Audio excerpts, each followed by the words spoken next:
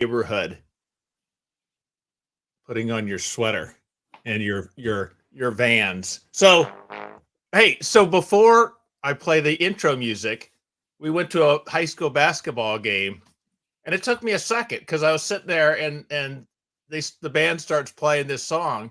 It's like I recognize that song from somewhere, and all of a sudden I realize it's oh, and then your phone goes off. It's our theme music, which is Maynard Ferguson, Chameleon. That's awesome. They played that. Played They played. Do you have to get that phone call? No, I turned my phone off.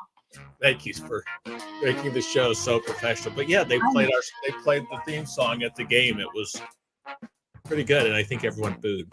So, anyways, I just got back. I was in Arkansas this week, and I'm still waiting for Diet Pepsi to send me my Christmas check for putting their kids through college. I used to put the Anheuser-Busch kids through college. Now I'm supporting the Diet Pepsi family, but I think I might have eaten 24 to 27 of these little packets of peanut butter crackers while driving. You're telling everyone that?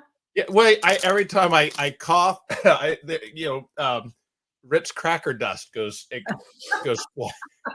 I have been so healthy this week, but that's life on the road. So I am so thrilled. Alicia Sutton is here, yes. And I'm going to let you introduce her. But we're going to. She's a marketing whiz. I'll let you introduce her. But we have two fantastic topics. One has to do with her daughter, which I want to hear all about. But she's in the business world as a marketing guru or whatever. But talking about living alcohol free in an alcohol filled world. And Alicia, how you doing? Welcome. Hi, Alicia. Hello, my friends. How are you? Good to see you. Well, this topic came up, and I just real quick want to tell you what happened to me the other night, because I've got 3.5 years of sobriety, recovery, alcohol-free living, whatever you want to call it, and I don't tell people what to do, but it's like, hey, it's working. I know. I'm kind of, but even I got not stumped, but it was so ironic because what you're going to talk about, and that's what I want to hear. But I was with a customer all day, and we said, yeah, we're going to do this. We'll see. And then, let's get together. After he said, yeah, let's get together tonight. We'll have some beers. And I paused. I didn't know. Just for a second, I thought, do I say, oh, that'll be fun, but I can't drink. I don't drink. Do I tell him right now? Do I? Well, that'll be okay, but I'm just going to have. Do I? Because that'll just put an elephant in the room. And it caught me off guard, and I felt that moment of not that I was now 3.5 years ago I would have said, well, I guess I have to drink one more time because it's for a client, and that I probably would have drank beer for business reasons, and then when he goes to bed I would have been up for another 5 hours polishing off another case. But I didn't react like I thought I should have, and I said nothing. And then that night we worked all day, and that night we went out. And she came around. You guys drink? I said, yeah, I'll just do a Diet Coke, Diet Pepsi. And I think I kind of, she said, you, and he said something, oh, I'm not a quitter. I'll have a beer. And I didn't even acknowledge what, and nothing else was said. We had a great night. Nothing was brought up. He had, I don't know, 5 beers, 6 beers through the evening. We had a great time, laughed. It was wonderful. But it caught me off guard. And I thought, God, it's tough. Maybe for some of us, but to be in a world where my existing clients are used to me drinking, my fellow employees are used to me drinking, they're expecting me to drink, and now for me to say no, it's like the record scratches, the lights all turn and focus on, and the eyes. Do you have a problem? And it never happened. So I'm so thrilled you're here for this topic. Yeah. It's a big one for all of us, whether it's corporate world or personal world. Did you run into it before you tell us the answers? Did you run into it yourself? Yeah, definitely. It's there because I was in in a corporation now, and previously when I was in other places, I've had my own companies where alcohol was kind of centric to it. You know, I had the wine locker on the wall at Morton's, and I entertained guests, I entertained clients, I entertained friends, and that's part of your sort of ethos at some point. And you have to learn the ways to extricate yourself from that dialogue, because it's going to be there. It's definitely going to It's be part of, and someone says hello, beautiful in the chat, and I just want to say thank you to whoever said that. That's sweet of them, and I'll post my number later. But that was part of closing the deal. That was as important as giving them a good price, giving them good service, drinking with them. At least in my maybe more blue collar, I don't know, but in my world, Yeah. All right, so I'd love to introduce Alicia Sutton. Sorry. Before we get into the meat and potatoes of the interview. So at least the audience knows who she is. I'm sorry, I'm so excited. It's okay. So I met Alicia in early when I met Susie Streelman, who is my partner for Sober in the City, put a plug in for Zero Proof Experiences Sober in the City. And I was introduced to Alicia through Susie, and I absolutely, it was instant. It's instant love. I just love Alicia, and she was really instrumental in helping us, you know, get Sober in the City off the ground as well. And so, can you talk a little bit, introduce yourself to our audience, and talk a little bit about yourself, and then Jeff can get into the meat of the interview. Yeah. Well, Peggy, you and I do know each other from Susie. We met that way.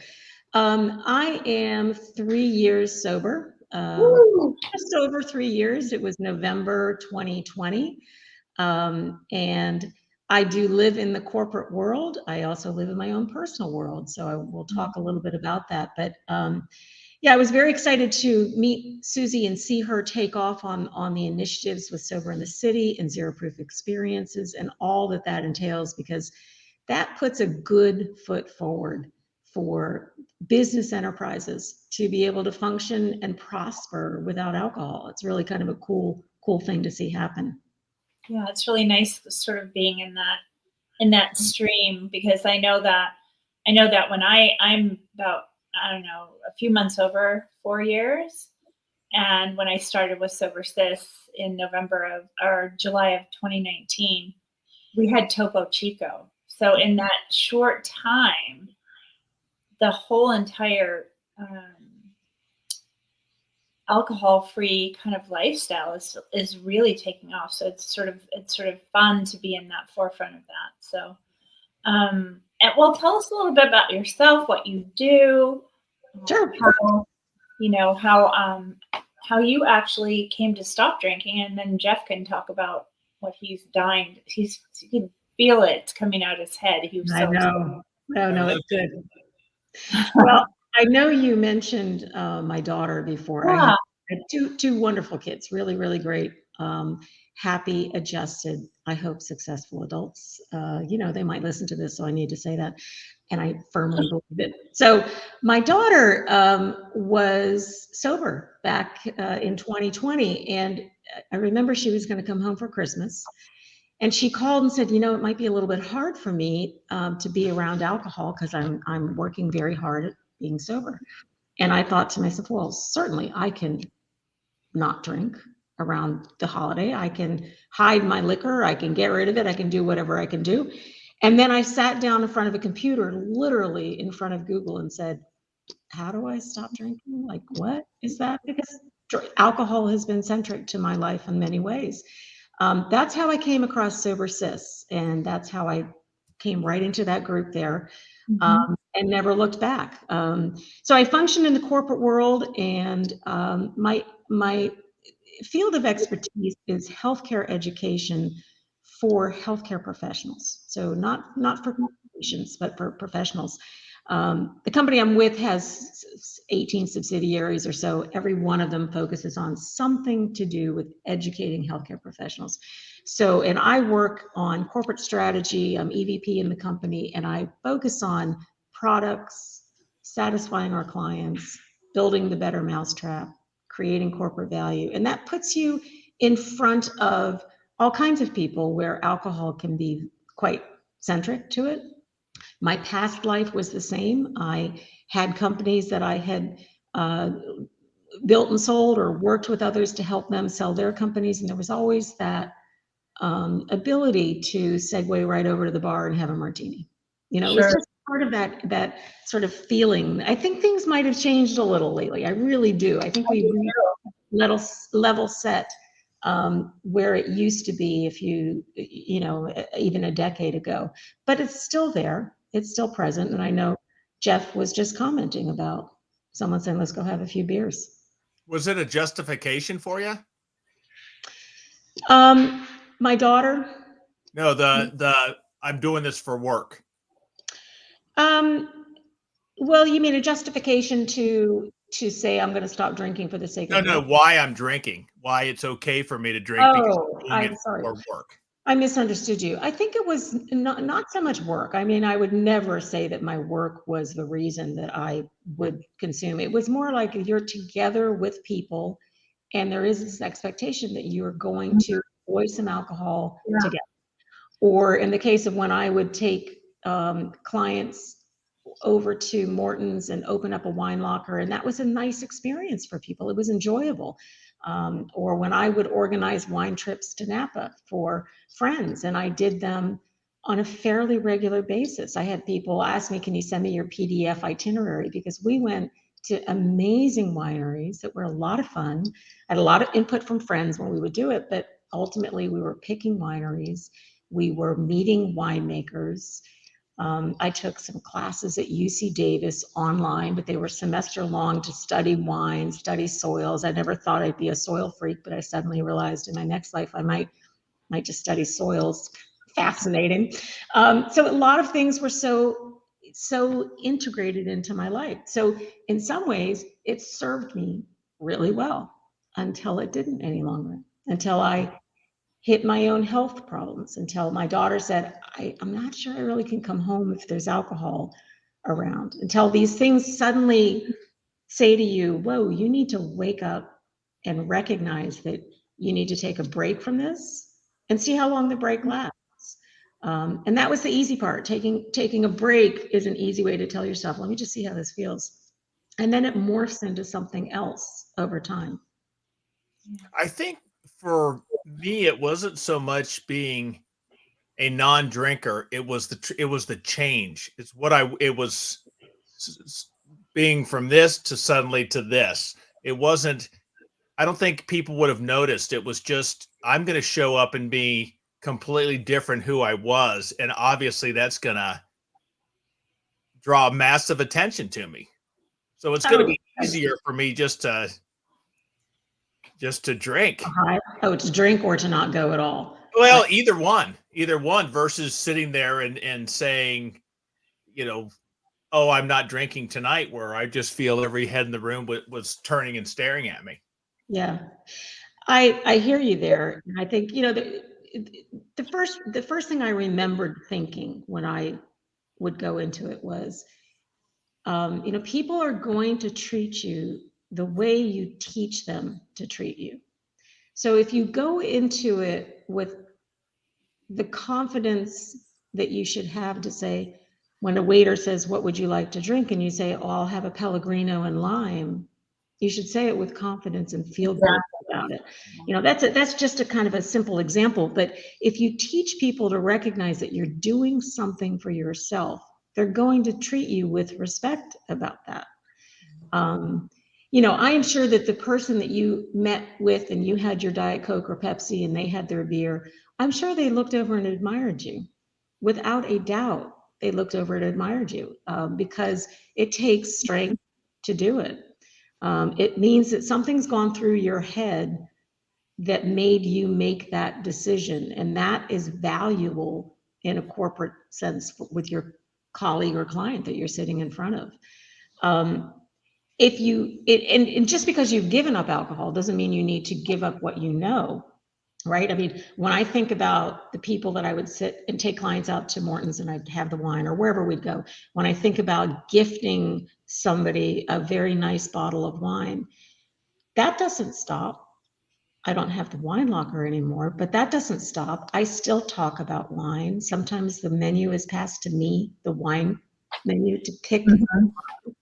I personally know two sommeliers, two Psalms that don't drink, but they haven't stopped their business. That might be hard for some people, right? That might be very hard because you're really right at the precipice. You're tasting, but you're not drinking. So that's extreme, but it goes to the point that people will treat you with the respect that you set for yourself. I love what you said about the confidence, because I think for me to say, "Oh, I'll just have in defeat, I'll just have a Diet Coke," versus, and I was just, as you were talking, I was going, "Hey, you know what? I really want to try. Do you guys have someone to? It's cranberry juice, lime, and a club soda. Do you guys? It's called something, but now that's a little bit excitement about something that I want. That sounds not aggressive, but that's a positive versus the, oh, I'll just have a in defeat. Well, and I think that, again, I'm going to say this when I met you, and I hope I don't get hate mail right now, but when I met you and we all went out to dinner, um, I think the waitress was like blown away that, 8 of us didn't drink. But my real point is that I wanted creme brulee I wanted the lavender creme brulee, right? And someone at the table said, "Oh, I'm not doing dessert. It's Whole30, right?" And I really see that as the same as alcohol. If I say I want a creme brulee, lavender creme brulee, and I say it with confidence, I don't need somebody at the table saying, "Well, I can't have sugar. I'm on Whole30." And people do that with alcohol. I just can't drink. And we don't. It's sort of self-defeating, right? Because if it doesn't, everyone in the room doesn't have to know you're not drinking. They don't care. So you don't have to put the light on yourself, right? You don't. You don't at all, Peggy. I totally agree with you. And if you do get asked, nothing says that the outside corporate voice that you use has to match your inside voice. Listen, It doesn't. Tell us Inside more you might about be that. totally committed, but outside you say, "Oh, I got a big meeting tomorrow. I'm not Yeah. going to drink tonight," or "I'm going to do dry January. It feels so good." It's only when somebody who knows me very well and says, "Wow, you've gone quite a while. Tell me about that." That's when I go into the data story that any business person could easily say, right? I mean, any business has data, whether it's sales or anything else. And I'll say, yeah, I'm at a point where there's nothing I don't know about drinking. There's not. I mean, my first drink was in my teens, like a lot of people, and I'm into I have 5 decades of drinking. It sounds awful to say it that way, but that's the truth. My first drink was in my teens. So I know there's a lot I know about it, but there's a ton I don't know about sobriety. And I'm in the data collection space now. I want to know what that's like. And I feel so damn good that it would be silly of me to skew the curve of how good I feel. Like I get into this data, and that's a story that a lot of us hear about. Just see how it feels, just go with it for a while, collect the data on it. And so for people that ask me that know me well, I can have that conversation because it's legitimately how I feel right now. There's nothing. I'm lucky. I'm past a point where I want a drink, and there's a lot of people that struggle and they still want to drink 3 years into their sobriety or longer. Plenty of people who struggle with that. I feel very fortunate that my body is saying, "No, I'm okay. I don't want it."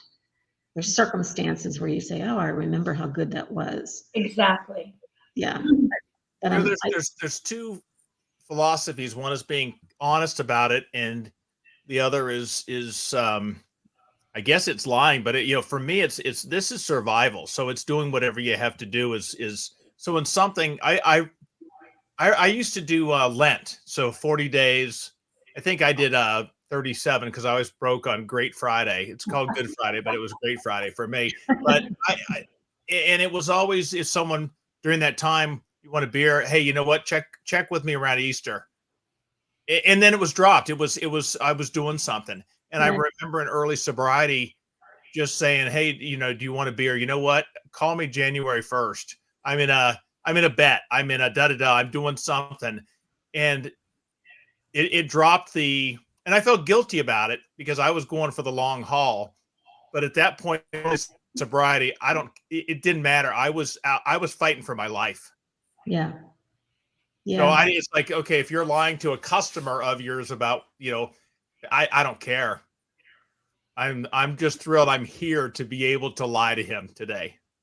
I think that's the key. I think it is. And sometimes, sometimes you refrain from saying what you really want to say, which is when somebody says something to you that's really rather personal about your decision making, and you kind of have to hold back. But there's always an easy way to say, this is what feels good to me right now.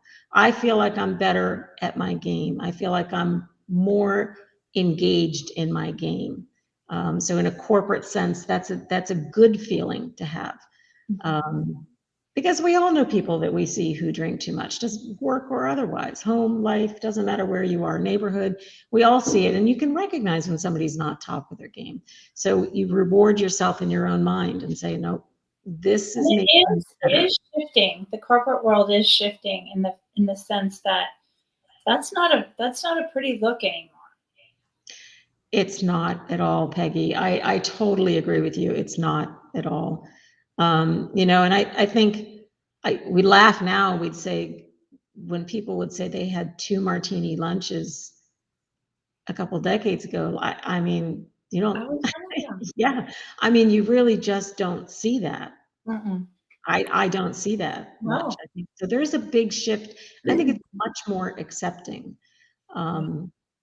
And for somebody that says, let's go have a beer, it would be like someone saying, I want to go to wine country. And I'd say, I'm coming along with you because I know there's a mud bath in Calistoga and there's a cheese trail I'm going to go on. Like, because it's there. It's so beautiful. Yeah. So I change my reality to make that work for me. And I think people respect that. I think they respect it when you say, hey, you know what, I'm going to have a Diet Coke. Yeah. And yeah, it's not just for people that had issues around drinking either. My son got married last year, and I brought some sparkling white, non-alcoholic sparkling white, and brought some spiritless tequila, non-alcoholic. And again, that's everyone's personal choice, whether that's that's something they really like to do. But there was this gorgeous 28-year-old, almost ready to deliver, with nothing in her glass. And I brought the Prima Pave over and poured her and her husband a glass, and they were so excited about that. And it's beautiful. I mean, it's got more bubbles than the champagne does. And then I also, I took it back. When I took it back to the bartender said, I had no idea this stuff existed. And my husband and I want to have kids, and I'm so excited this exists. So I don't want to be. I'm the only one in my family that doesn't drink. So I don't want to go into my family and be this person that that kind of puts a damper on the party. I am one of those people that does offer wine at when we have people over, and I offer non-alcoholic wine too. I have both. And I have the crossover, right? So maybe on this side's tequila, on this side's NA tequila, with the same mixers. Because I'll ask both of you this, because Alicia seems so strong and confident, and Peggy, and but did you feel when you quit defeated, or did you feel strong? Because I felt defeated. Not that I felt defeated that I had to quit, that it beat me, and coming into a group of friends, and maybe this is just my ego, I don't know. But to say I no longer drink, I can't drink, it sent a message of I was beaten, I was defeated. Versus Alicia, I see you sitting there and you looked like where if you said no, I'll just have, you could say milk, and I don't think anyone would question you. That's a tough place to be, Jeff, to feel defeated. That's a tough. Because I excelled in a lot of things, and I was it has nothing to do with physical strength, but I was strong enough. I can handle it. I can do it. I'll take care of it. I'll get it done. And Right. this one thing I waved the white flag and said, I've been beaten. Well, That's how I felt. that's a tough place to be, without a doubt. Yeah, I don't think I felt defeated. You know, I did feel a loss. Yeah, for Everybody would. sure. You know, I felt a loss. I mean, I collected wines. I didn't have a vast Mhm. number of wines, but I collected wines. I had given them away. I still have some, and when people come over, it gives me great pleasure, like you, Peggy, to serve a nice bottle of wine or gift them to people. But it wasn't, I don't think it was a defeat. Jeff, it was almost the opposite. It was almost like, what took you so long? I mean, did you have that sensation at some point early on? Did you have a sensation to say, okay, here I am. What took me so long? Yeah, and I felt strong that I finally did it. Because I didn't think I had it in. I don't think I was capable of doing it. So now, and that's bloomed out where I'm proud as hell of it. I love saying you had to, yeah. And you know what a freaking accomplishment it was? Do you have any idea? I drank over a case of beer a day for 30 years. I mean, at least that's 364 days a year. Hell yeah, I did an amazing thing. I'm proud as hell of it. But at the time, I think back. Maybe this is a guy thing. I don't, and I know it crosses over. I'm sure, but it was the person that could drink a lot and yet it didn't beat them or affect them negatively was the strength. If you remember the movie Raiders of the Lost Ark, Marion, I think was her name, but Harrison Ford's girl, she's in the drinking contest with the guy, right, in the snowy bar, and shot for shot, he finally just drops, passes out. She gets up, she won the drinking contest, and then she goes around and she's cleaning the tables and talking to Indy like she doesn't even have a buzz. And that was like, wow, that's a wow. And that was almost the image you wanted to have, or at least my group. Yeah, I mean, I remember that. And I think that was an image that people would say, I can drink someone under the table, and they would laugh about it and say, look, look how good I am. Those days were a while ago. I don't think those days are necessarily where we are today. I think a lot of people have become so aware because of companies produce I it. think the thing for me, I never really felt defeated. What I felt was I've been able to be successful in a lot of things, and why couldn't I just drink like a normal person? Yeah. And so that there was more of that than anything. I mean, people have heard it a million times, but my husband can, order one glass of red wine and leave half of it. And I'm like, who does that? Like who does that? But I would never do that. I never drank that way. So my fantasy was to be able to quit, then drink again, and then I quit. I didn't want someone else to ask me to quit, like my daughter asked me, and again, that was perfect for me because the price was way too high for me. So yeah, maybe that's how I felt, that it forced me to quit versus I chose to quit. And I know you're talking about after one drink, but I'm just talking in general. Well, that's a good point, Jeff. Maybe the impetus on for you felt like it was the one that crashed down on you, and it wasn't a family member saying, hey, this is something you need to do. Yeah. And for me, I mean, again, with my daughter, and I wanted to make her feel comfortable coming home. I love that. And I thought, how am I going to stop drinking for 3 weeks when I saw a sober sis? And that's the beauty of Jen's program, is it's written in a way that is, as you see the marketing materials, it's written in a way that is so non-committal. Hey, just 3 weeks. Just try it. Think about what your relationship is with alcohol. Just give it a shot, whether you want to, whether you don't want to. Just try it. It was the easiest entry into that 3 weeks that I could imagine. And I spent a lot of time at the beginning creating mocktails.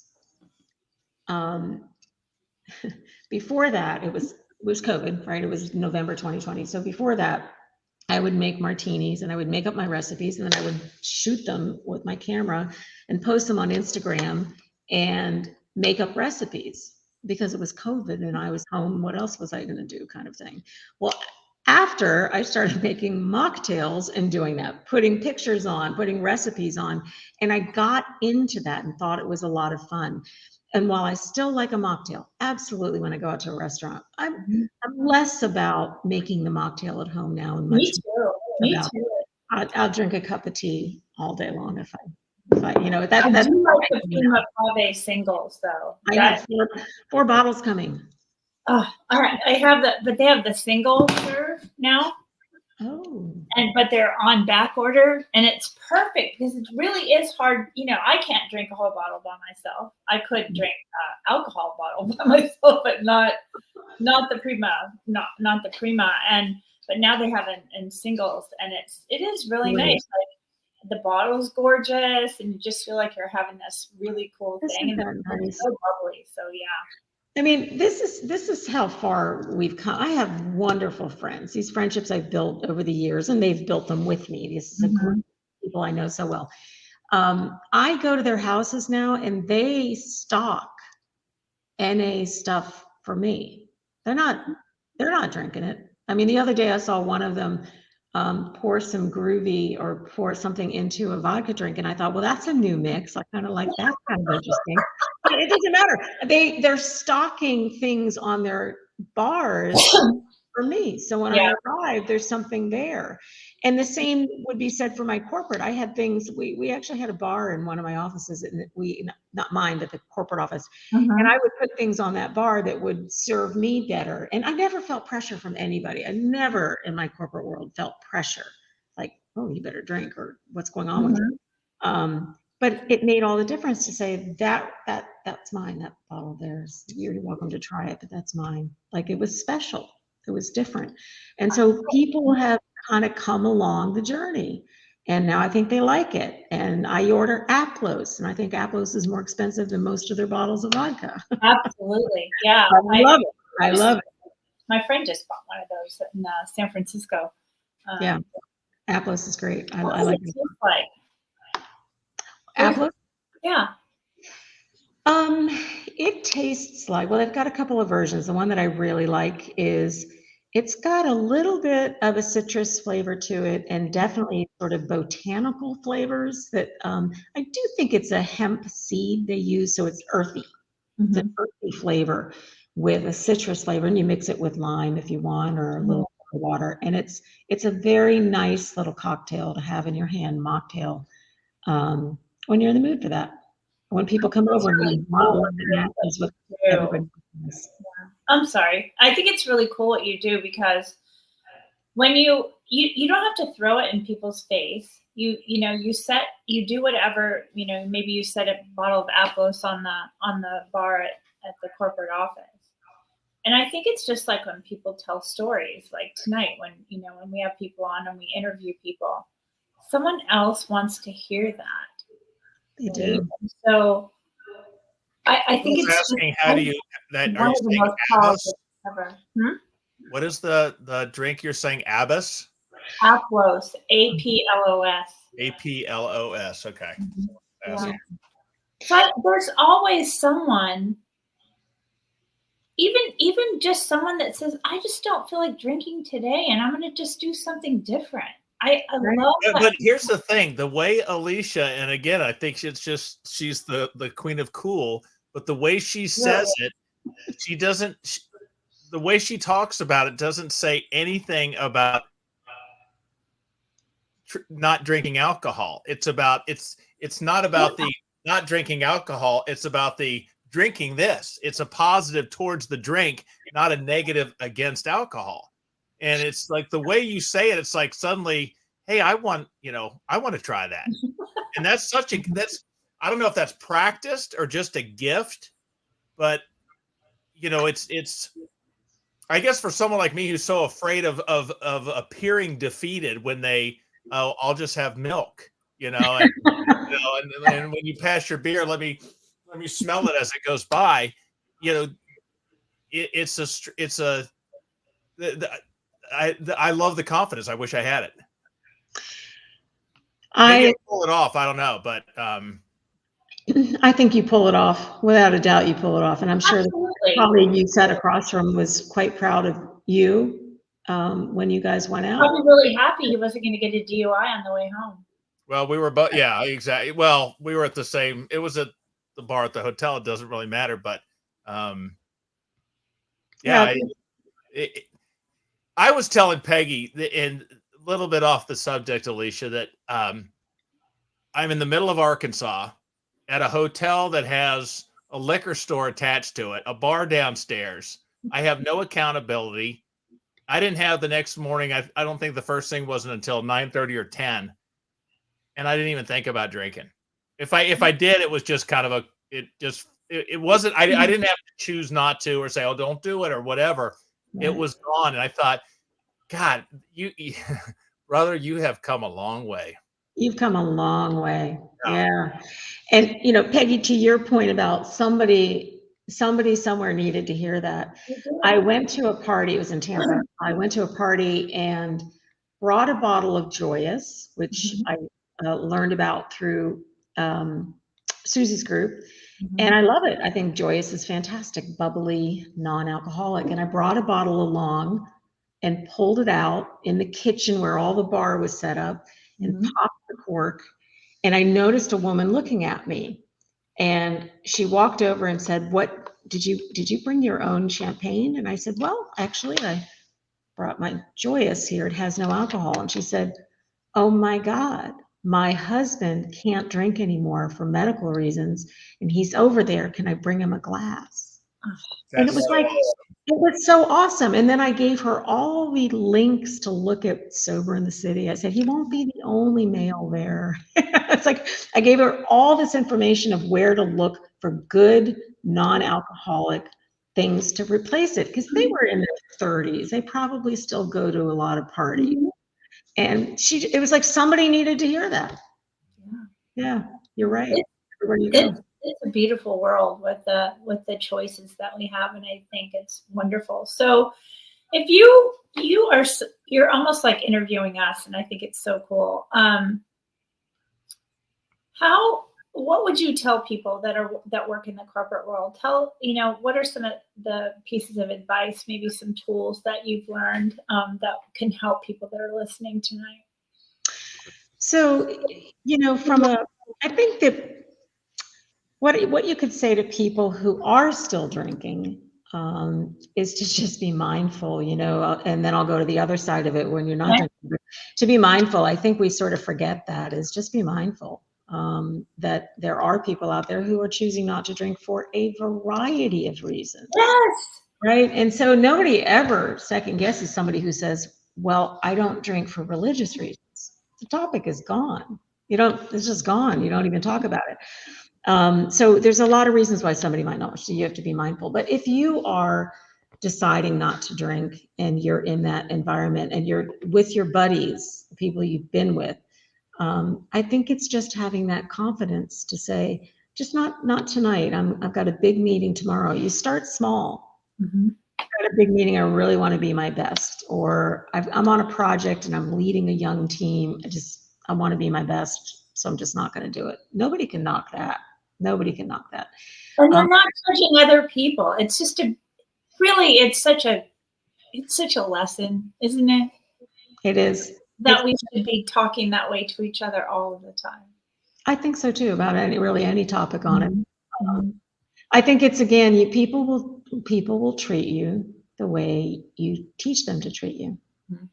When someone says, I'm not a quitter, and you don't reply, you've taught them that it's okay. They can say anything they want to say, and you're still going to have your Diet Coke. It's okay. They expect you now to have that Diet Coke every time. No surprise anymore to them. Well, I guarantee you, I thought about it a whole hell of a lot more than he did. He kind of looked, okay, next I'll have my, and then we were on to something else. Yeah. The other thing is too, Jeff, is that I think we've really flipped the switch in the US, especially, where there's a little admiration for that. It's not like, I don't think people immediately go to, oh my gosh, you know, he probably was some drunk somewhere. It's just Right. like, wow, way to go. You know, I think that's kind of cool that you're drinking Pepsi, you know? I agree with you. If you look, if I see someone that is strong, success, whatever, then I'm going to think that's, wow, I'm impressed. That's really cool. But if I worry that I'm going to appear to that person that just, I look defeated, and that's probably not the case, but that's just maybe an insecurity that I have, you know. So it's that they're going to see through this fakeness I'm putting out of strength. Imposter syndrome. I think that has nothing to do with alcohol. Yeah. Well, it's no big deal. Like I said, it's not I'm very strong and confident about it, but it just caught me off guard because when he asked me, I tripped. Yeah. Yeah. People catch me off guard too. I mean, they do. Like like an old friend will say, "Are you still not drinking?" And I'll say, "Yeah, I'm not drinking." And one time someone replied and said, "Well, may I be the one that escorts you back to that bar?" And you kind of don't know what to say. They're being friendly. They want to say, "Well, I'll take you out to a bar. Let's go out to a bar." And at the same time, there's not really anything you can say back to that because that person doesn't have the understanding of what it took to get where I was on that day. My husband still doesn't, Alicia. I mean, you know, he's come a long way. He's worked hard. You know, he's studied and kind of a William Porter guru, and the people that haven't had any issues around drinking don't understand whatsoever. They don't. My two best friends, Mm-mm. no They issues just- with it, and I've given up, and they kind of they just don't understand. And I just say, you know, you 24 beers in a case, and Wow. if someone steals one, and I realize after 23 that the last one's missing, we've got a major problem. That makes no sense to them. It's like, are you kidding me? You've had 23 and you can't. It's like you don't get it, and I hope you never do. Right. It's true. I mean, I think there's been so much communication of late, you know, especially since COVID. I mean, so many people stayed home and drank too much during COVID. We know that. Yeah. And, you know, and there's been so much glasnost out there, just putting it out there, revealing it, that it's becoming okay. It's becoming the norm. And you see it across all kinds of industries where Well, I've people. seen it in my own family. You know, like even that 2 years ago, they were, you know, getting the Don Julio out and doing shots. And, you know, 2 years later, they're drinking wine, but no one at my table, not, you know, there's 22 people there and nobody overdrank. You know, I'll be, with what I know about alcohol, I wish most people wouldn't, but it is such a peaceful feeling to know this is who I am now. And what made me, you know, you were talking, and my ex brings me athletic, upside down. That's the thing he brings to me, you know, and my ex-husband, and it's so thoughtful to me. That's so super thoughtful, right? You know, I still get annoyed when I go, you know, my daughter took us to a Michelin restaurant, and not a Michelin restaurant, but like a 5-star restaurant. I don't know if that's called that, but you know, he offered me Pepsi and water. Yeah. That does annoy me. That's really annoying. I think we could do that. I just have more work to do. My Hey, daughter's Alicia, like, Mom, don't say anything. Don't say anything to him. I'm like, yeah, of course I'm not going to say anything, but anyway. Alicia, what was your biggest hurdle? I mean, you don't appear to have one, but what was your biggest hurdle? How'd you get over it or through it? I think it was, so when I decided to stop drinking, I was living in a kind of a small fishing town in Maryland. I'm a DC native. I grew up in the suburbs. I lived in cities. I lived overseas. I lived in all different kinds of places. And I found myself in a little fishing town south of Annapolis for whatever reason, like 45 minutes outside of the White House. And I have nothing to do with the White House, but everybody knows where it is. Sleepy little fishing town. And Annapolis, just north of it, is affectionately called a drinking town with a sailing problem. So I was in the midst of bars everywhere. And when I moved there, I didn't move to Annapolis, I was just south in Deal, Maryland. When I moved there, that was a big part of my life because I hadn't stopped drinking yet. I would go to the bars and there was always some live music. You were right on the water. Everything was right on the Chesapeake Bay. It was really very cool. When I stopped drinking, and it was COVID, so if you could sit outside, you could still go outside. But regardless, everything around me was bars and restaurants still. And I had to learn how to go into bars and restaurants and order a non-alcoholic. Or I had a friend down the street who had a marina, and he had a full bar in his marina. And I would go down there and I would bring product and put it on his shelf and say, this makes me comfortable here. And their arms were wide open, and so it was getting used to asking and saying, and then also I learned that I reached my limit of how long can you sit at a bar? Absolutely. On the water, as pretty as the water is, and everybody else is around you who's been there a long time. How long can you really sit there? So I got over that and realized I can't sit there as long as them. Yeah. Because the conversation's kind of just. Yeah, all of a sudden you're disconnected, right? And how many You're disconnected. You're not knowing. No one's paying attention, and I don't begrudge them. I was there. I was laughing. I was there. But that was probably the biggest thing, Jeff, was figuring out. I live in a town that is just full of bars, and now I don't really want to be in these bars all the time. And I don't live there anymore. I moved to Florida. It's amazing. It's interesting. You just said that I just maybe realized that I no longer, what I miss about bars, I don't miss the alcohol. When I think about, when you were just saying that, I was thinking about all the things I miss are the smell, the sights, the breeze, all these things. My mind didn't go to the alcohol. Right. That's good. That's a pretty good sign.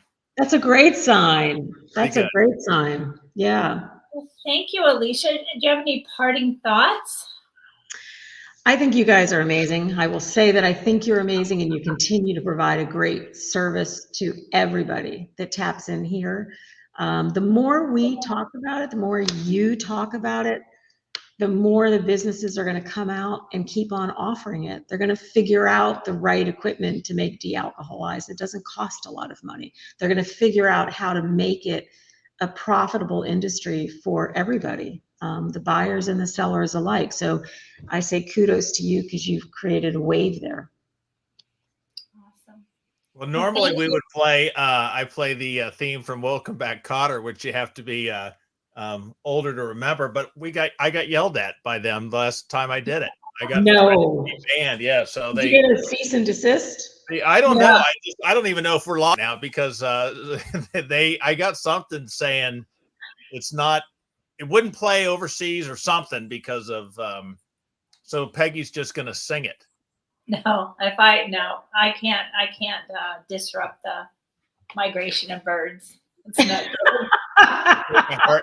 they make a hard turn when they hear those. Can't wait to see you. Thank you for having me. Thank you for having me. I will see you soon, Peggy. Thank you. Thanks, Jeff. Great meeting you. And yeah, I'll look forward to meeting you sometime. Absolutely. So, Take care, guys. Everyone. Well, hang on there, and we'll see you next week. Take care, everyone. Bye-bye.